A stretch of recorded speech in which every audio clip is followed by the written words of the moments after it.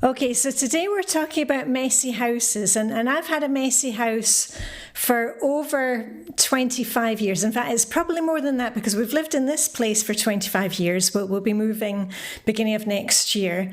But since I was a child, through the apartments that I've lived in, and, I've often thought, well, it's because, I didn't have enough time or I didn't have enough systems.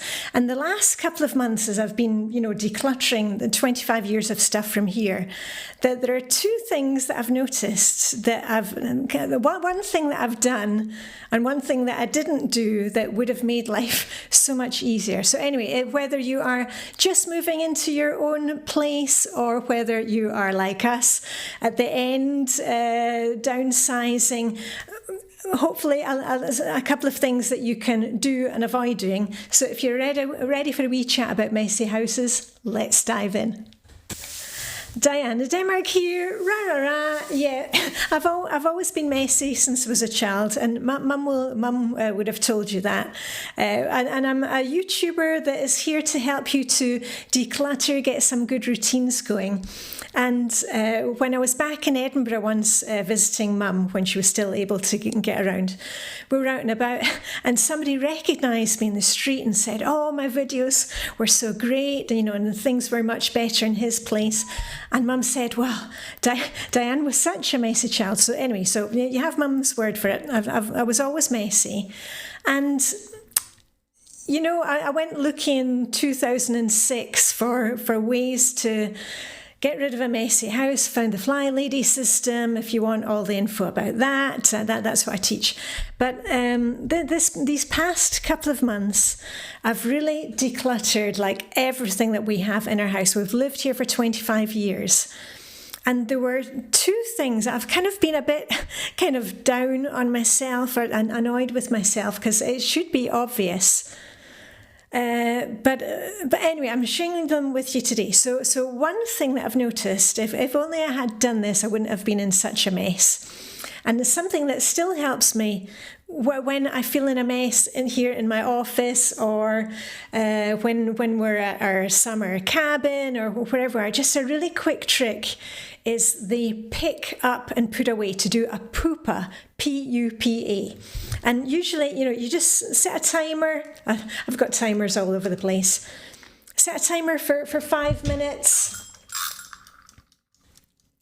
And just pick stuff up and put them away in their proper places.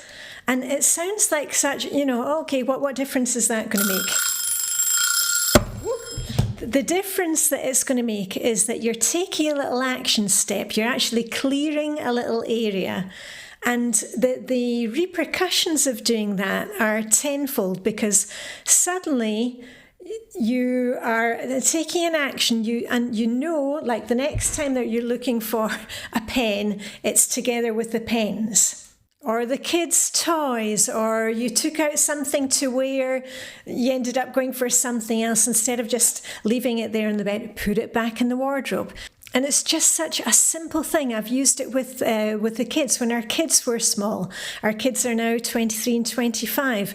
But just picking up the toys at the end of whatever they were playing, and then they had to pick them up and put away before they dragged out something else. And it's really one of those action things that right now you don't kind of see the benefit of it. So you just have to remind yourself that, I'm going to feel so good when I've done a PUPA, picked up and put away, because next time I'm looking for something, I know where it is, or the kitchen counter is clear. I've made dinner and I put all the ingredients away afterwards. Anyway, so that was the first thing. Make sure that you're doing pick up and put away, or even better, as soon as you've used something, put it away. Don't stop. Do not pass go. Do not collect $200. Just take the item and put it back where it belongs. Okay, and the second thing that has really created chaos for me over the last, let me see, I'm 50. I'll be 58. This month, and I've always had clutter. Now, my dad, he liked to save everything, and that really instilled in me this thing of, oh, but I might be able to use this for A, B, C, D, E. I'm very creative. I can come up with ideas to use everything. And, that's all well and good, but I moved from home and then into apartments and then bigger apartments and then this huge house. And I can see now that even if I was using the Flylady system to help me to declutter, going around the areas on a regular basis, it's based on a kind of zone system, I still wasn't getting to grips with the clutter that I was saving because I could use it. It wasn't like obvious clutter like empty cardboard boxes or, stained clothing or stuff with holes in it. And we've gone through this before. Let me just get my list because I've gone through, I've put together a list of questions that you can ask yourself about the things that you're finding. If you're holding on to things, and I'll put a link to the video, but for example, the items that you are keeping, does that item represent the old you? Like, another stage in your life, me growing up with punk music, or me working at the European Court in Luxembourg. Does this item fit the vision of the life that you want to live? Are you holding on to old, crafts or sports equipment, and you're never going to do that again?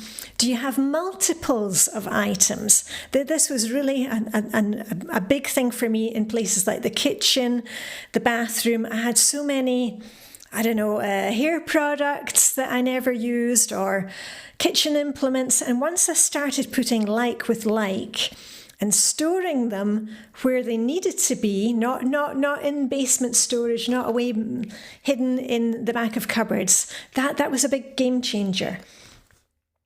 Am I holding on to this for sentimental items, for sentimental reasons? And, I've had some really big shifts since Mum died last summer. My brother and I, we were looking after Mum in her final days, and we were with her when she passed, and we cleared the house of Mum's stuff. And there were a couple of things that I found which have really rammed home to me that idea of, I need to have my life sorted out. Like, I need to sort out the papers, the stuff that's important from the stuff that's just memorabilia. And we found some fun things from Mum. And my memorabilia box here, I used to have this huge memorabilia box. I went through that last week, and I'll show you now the size. This is my new memorabilia box, and I've marked it with, like, you can chuck this box when I die. It means nothing to anybody else. It's not family history. It's just stuff that I want to hold on to right now. It makes nobody else will want this stuff. And when we were going through Mum's things, there's a couple of things that we found. So first of all, I found Mum and Dad's wedding album. That was stuffed in a plastic bag at the back of Mum's wardrobe. It wasn't with photos. It was stuffed in there. I'll just show you a photo. Isn't that sweet? Sweet of my Mum and Dad. And it was from the days where you couldn't kind of redo the photos. Mum always used to close her eyes when you were taking photos of her. There we go. Yeah. Anyway, so we found that was stuffed in Mum's back of Mum's wardrobe. So good job we found that. But something that I found when I was going through Mum's, it was a box of, it was her, socks and tights drawer. And I thought, what on earth is this? Here it is. And in it's a love letter from my granddad, who was over in Berlin just at the end of the war. And it was a letter, a handwritten letter, a love letter to my granny. Can you believe that? That could have just ended up being, thrown out with Mum's old socks and tights. So I just want to say to you here, we need to declutter Don't put it off. And now I've got these precious things. I've got those in a certain place where the family can enjoy them for years to come. The stuff that does not matter anymore, it's all going. I'm selling stuff, I'm giving stuff away. And actually, I think I'm almost there. These last couple of months, I haven't made videos about it. I've been really going through a lot of aha moments, big shifts. So just to recap, the 2 things that will make the most difference to you, promise you, pick up and put away, okay? Don't skip that. You can be doing that before dinner this evening, or before you go to bed, or when you get up in the morning, or all throughout your day, whenever you like, also at the office. PUPA, pick up and put away. Use a timer. And the other thing is to not hang on to stuff if you're not using it. If you're not going to be using it within the next 3 months or 1 year. I mean, I've got plenty of videos where we're going through Clutter. And as I said, I will link to that other video about the questions that you can ask yourself about the clutter. Had you forgotten that you even had that item? That's happened to me a lot these last couple of months.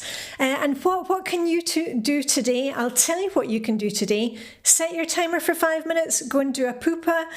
If next time you're in the kitchen, put all your kitchen implements together in one space. Makes it really easy to see what you've got multiples of. And if you've been avoiding going into the basement or up in the attic, go and peek. Go and take one box, take it to an area where you feel comfortable, and look and see what is inside. Because you may just find some clutter that you can, donate, hand on to somebody else, or you may find a family treasure. So anyway, I hope you've enjoyed today's video. You can always help me by giving me a like, subscribe. And I'm redoing my blog at the moment. I'm working on something to make life a bit easier for you. So anyway, I'm going to get on with my merry way. And all I've got left to say is live long and prosper. May the not so messy home who could be with you. And I shall see you very soon with the rah, rah, rah. Okay, bye for now.